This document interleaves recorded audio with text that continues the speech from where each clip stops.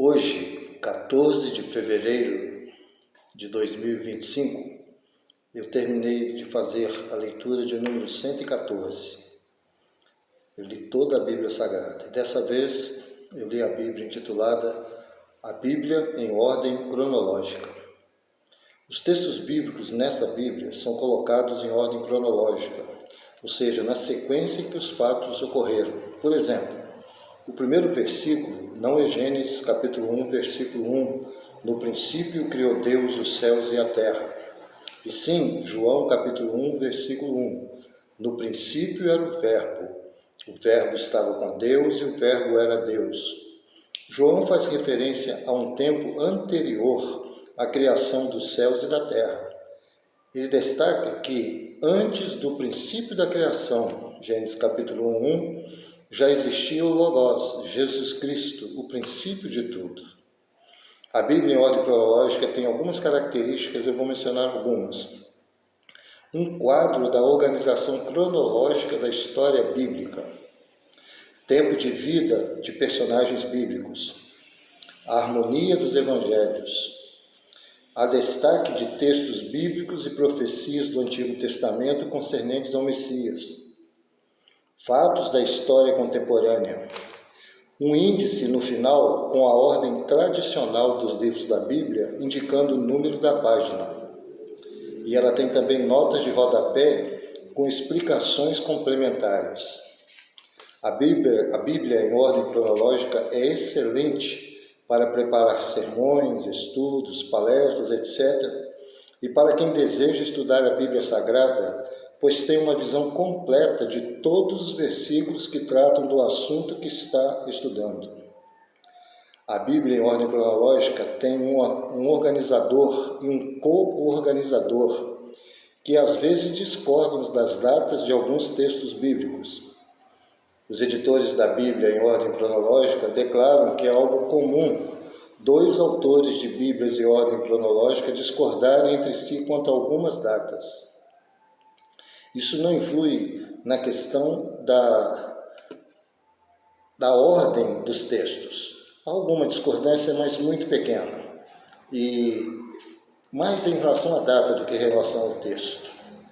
A tradução utilizada na Bíblia em ordem cronológica é a Nova Versão Internacional, a NVI.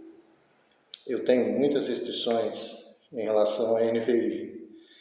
Na 110ª leitura e na leitura 111, que está no meu canal, as duas estão no meu canal, eu falo sobre alguns erros dessa tradução.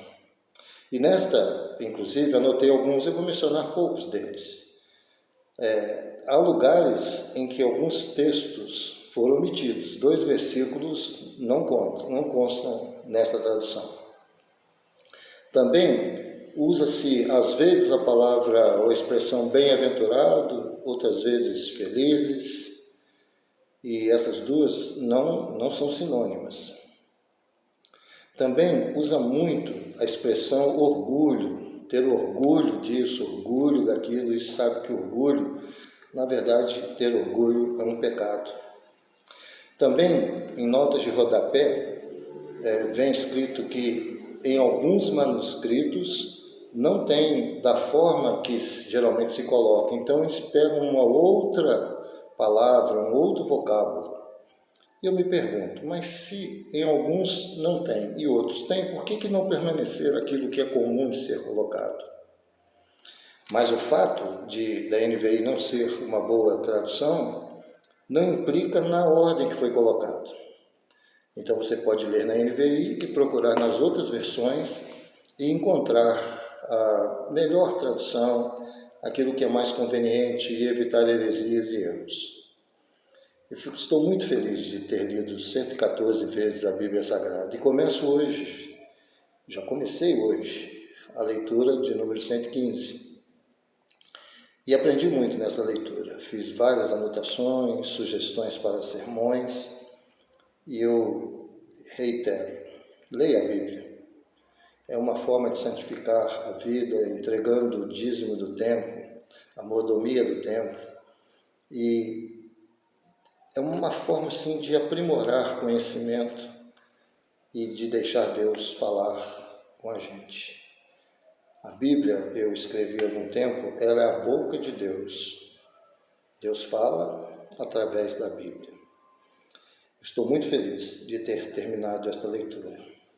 Que Deus abençoe você e dedique-se a ler a Bíblia, a procurar compreendê-la e praticar os seus ensinos. Deus abençoe vocês.